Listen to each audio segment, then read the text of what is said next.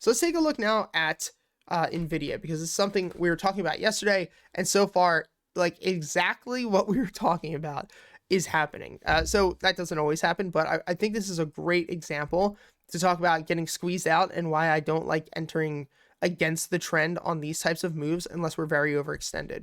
So we see here we have a rising wedge. We talked about that yesterday. We also at the time had a bearish divergence. We no longer have that now because on this higher high, we made the high. But this would have been a classic spot to go short, like right here. Okay. And I said yesterday in the video, I wouldn't do it yet. Like, I wouldn't do it because I've seen this happen so many times where what should happen never happens. And big money knows that. They know, looking at something like this, that you have so many people who are ready to go short. And so they notice people go short, people go short, people go short. And then what do? They see all these stop losses on these options that are triggered up here. And what they're going to do is they are going to drive the stock all the way up, hit max pain, just meaning the point where everyone just cannot hold even a second longer. And then they're going to buy it up, buy all these premiums up super fucking cheap. And then they're going to drown the stock and knock it back down. So not only do they kill all the shorts entirely, but they get all of the impatient, greedy people into the positions and then fuck them bad.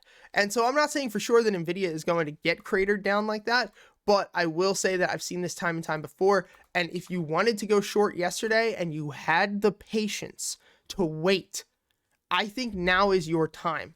I'm not saying that we're going to completely slap back and reject, but what I'm saying is that the RVR is pretty freaking solid here.